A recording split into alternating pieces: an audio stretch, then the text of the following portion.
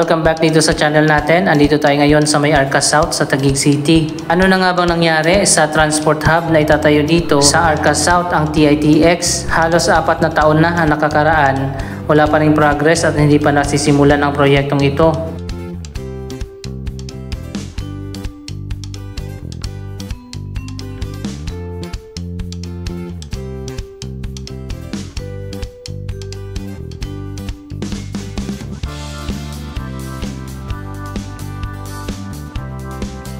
Dito sa area na ito, sa bungad ng Arca South, itatayo sana ang isang integrated transport hub na mas malawak pa sa PTEX. Ito ay proyekto ng Ayala na inaward ng gobyerno sa panahon ng Duterte administration bilang bahagi ng PPP o Public-Private Partnership Project. Pero hindi pa rin nasisimulan ang integrated transport hub na itatayo dito.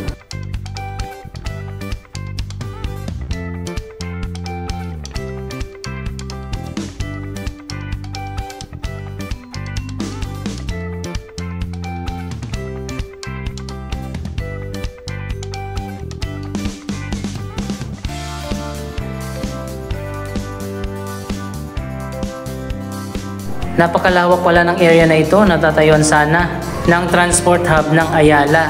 Ano nangyari at hindi pa rin nasisimulan ang proyektong ito? Ang TITX ang magiging integrated at grand terminal para sa mga bases na manggagaling sa Southern Luzon, tulad ng Laguna, Batangas, Quezon at Bicol Region, pati na ng mga bases na manggagaling sa iba pang mga probinsya sa Visayas at Mindanao. Mula sa SLEX at Skyway, dito na didiretso yung mga bus at hindi napapasok ng EDSA at sa Metro Manila. Bukod pa sa pinakamalaking transport hub na itatayo sana dito, magtatayo pa ng isang regional mall at isang hospital. Kaso yun nga lang, ilang taon na nakakaraan, hindi pa rin nasisimulan ang proyektong yan.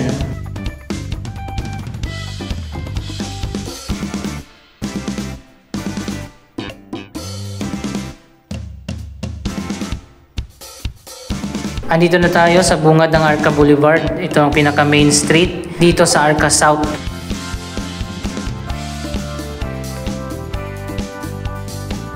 Napakalawak pa ng area na i-develop dito ng Ayala. Pero nagsisimula na magtayo dito ng ilang mga projects katulad ng 2 office building,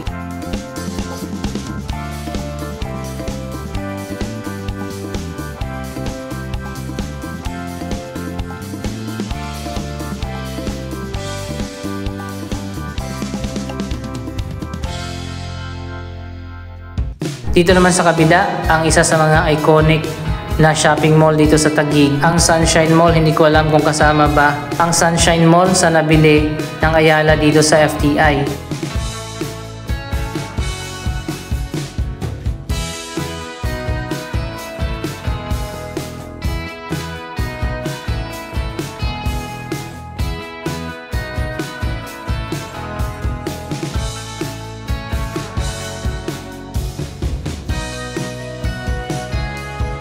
Kung babalikan natin ilang taon na nakaraan, nabili ng Ayala Land ang 74 hectares dito sa FTI Complex na ibinenta ng gobyerno.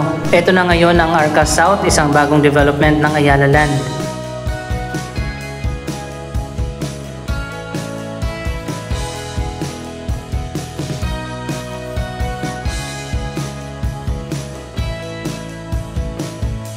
Magiging isang bagong syudad ang Arca South. Natatayuan ang iba't ibang mga proyekto katulad ng mga residential condominium, office buildings, shopping center, schools, hotel, hospital at marami pang iba.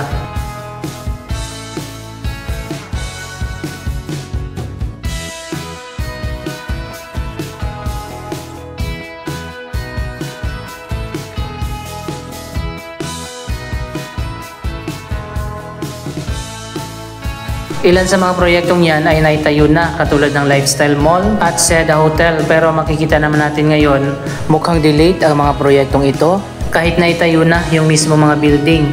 Parang mas binibigyan ng priority ng Ayala Land na tapusin muna ang mga residential condominium.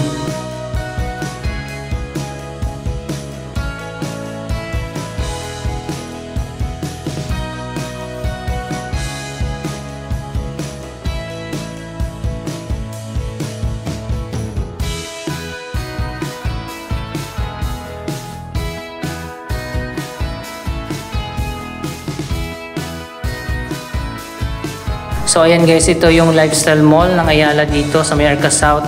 Meron niyang linear park sa gitna hanggang doon sa likod. Connected naman ang lifestyle mall ng elevated walkway papunta dito sa kabilang building, ang Seda Hotel.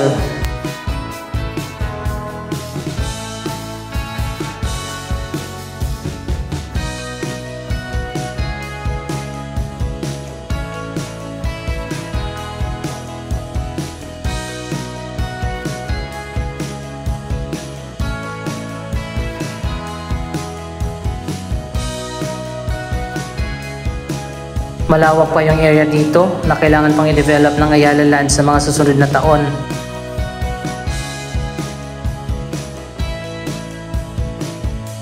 Ilan sa mga naitayo na itong office building.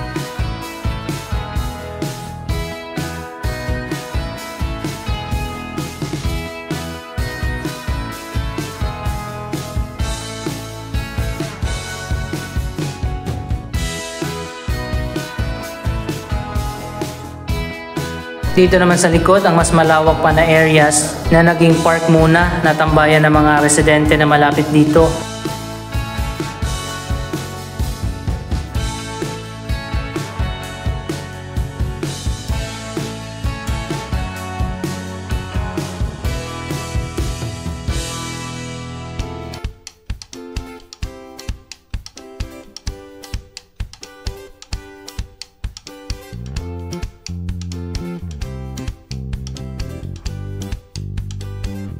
Isa pa sa mapapansin natin, malawak yung sidewalk dito sa Arca South at meron pang mga bike lanes.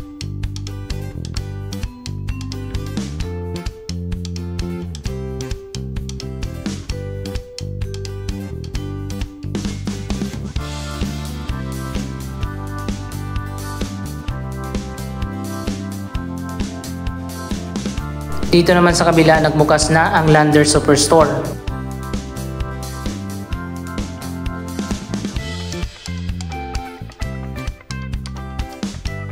Napakarami ng mga bagong residential condominium ang naitayo na dito. Yung iba ay occupied na, samantalang yung iba ay under construction pa. Pupuntahan natin yan doon sa bandang likod. Napakarami mga residential condo.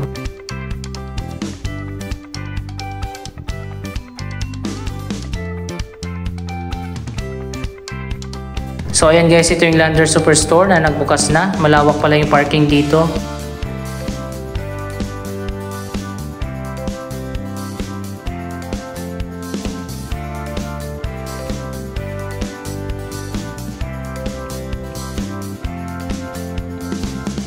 Nasa likod naman yung tapos na ng mga residential condominium.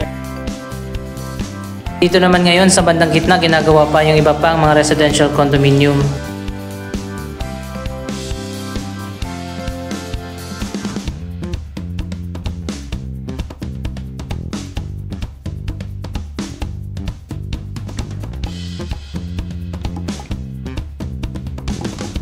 Meron din palang gasoline station dito.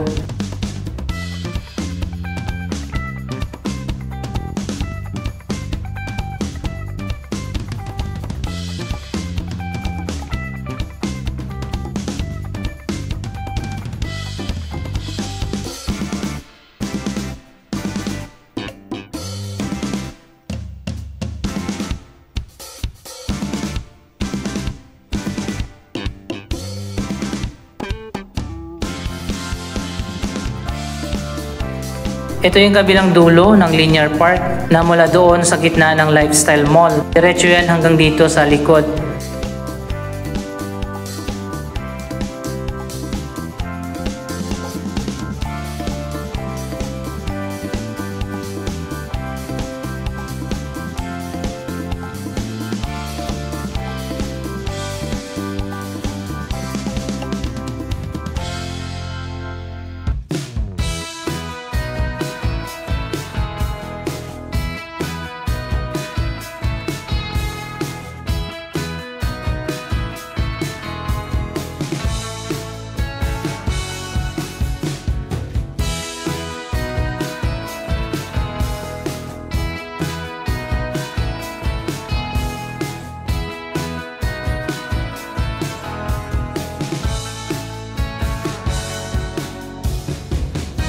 Isa sa mga common na makikita sa mga Ayala development ang mga park at gardens na katulad nito.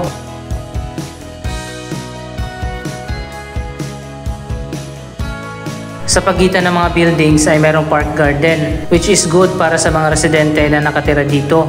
Mas maganda talaga kapag mayroong open space para hindi masyadong congested yung mga buildings.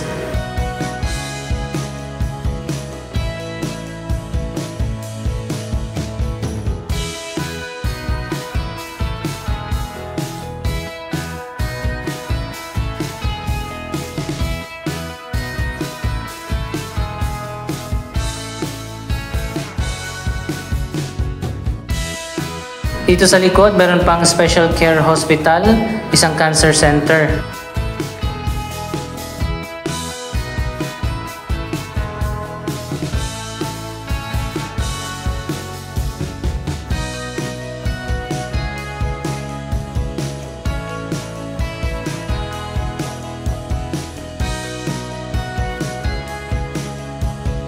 So ayan guys, makikita niyo naman dito sa bandang likod, puno na ng mga residential condominium na tapos na at may mga residents na nakatira dito.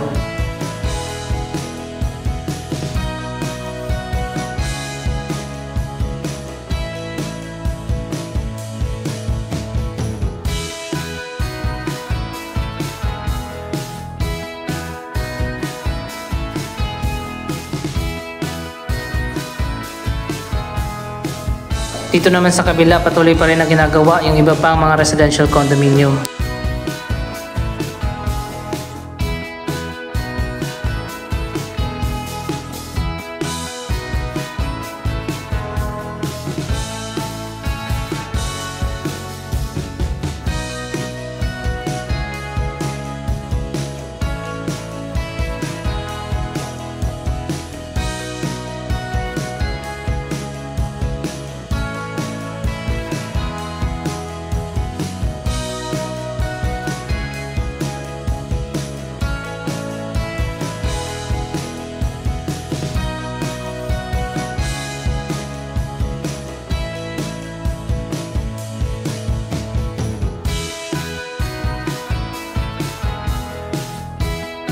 Ang dami mga residential condominium kapag natapos na ang lahat ng mga proyektong ginagawa dito. Ilan kaya yung expected na population dito sa Arca South?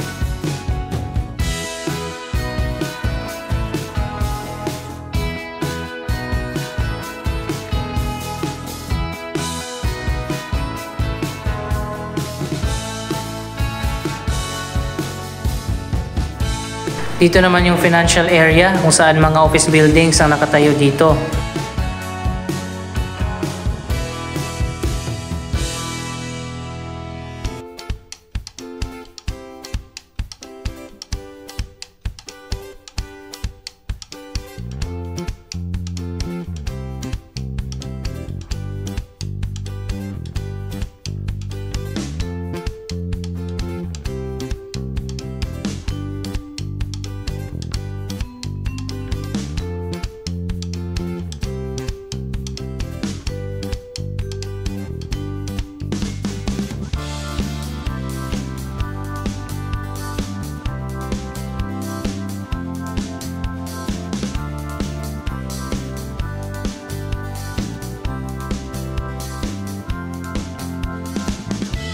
So ayan guys, makikita nyo naman kung gaano kalawak ang Arca South.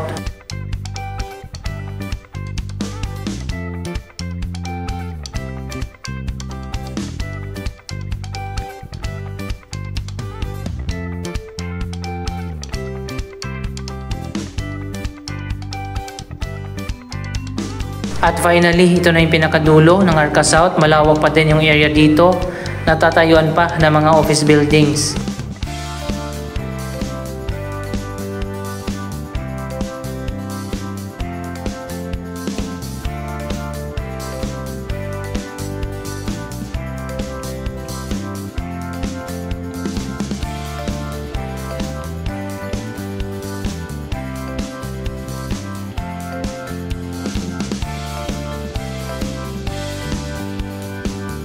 Naging park na nga yung mga bakanting area dito ngayon kung saan marami mga residente na nakatira malapit dito ang namamasyal at naglalaro dito sa mga bakanting area sa Arca South.